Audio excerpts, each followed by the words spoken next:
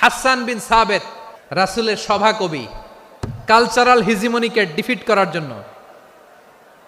উনি ভালো অস্ত্র চালানোও জানতেন না, ওই কাজে উনি যেতেন না। ওনার ছিল কাব্য প্রতিভা।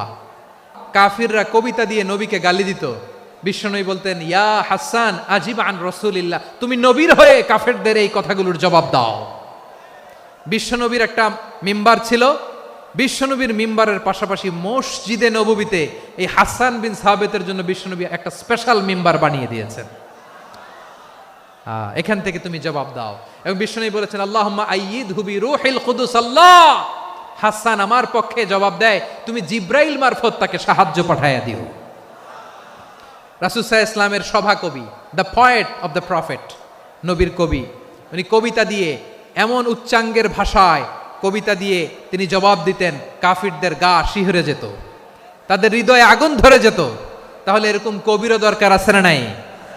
এখন যাকে আল্লাহ দিছে কাব্য প্রতিভা, এরা যদি আপনি যুদ্ধের ময়দানে পাঠান হবে?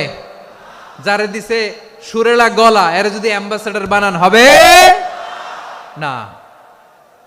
হাসান বিন সাবেত ছিলেন বিশ্বনবী সাল্লাল্লাহু আলাইহি ওয়াসাল্লামের কবি। হুযায়ফা ইবনুল ইয়ামান বিশ্বনবীর গোয়েন্দা বিভাগের প্রধান। কিসের প্রধান? হুযায়ফা ইবনুল ইয়ামান। ওনার ছিল ডিটেকটিভ মাইন্ড, গোয়েন্দা বিভাগের প্রধান। এবং উনি হচ্ছেন সাহিবু সিররি রাসূলিল্লাহ, রাসূল সাল্লাল্লাহু আলাইহি ওয়াসাল্লামের গোপন তথ্যের ধারক বাহক। নবীর যেই কথা কেউ জানে না, সব হুযায়ফার পেটের ভিতরে ছিল। সুবহানাল্লাহ পড়েন। মদিনার যত ইহুদিদের একটা লিস্ট ছিল, এই লিস্ট শুধু দুইজন জানতো, বিশ্বনবী আর হুযায়ফা।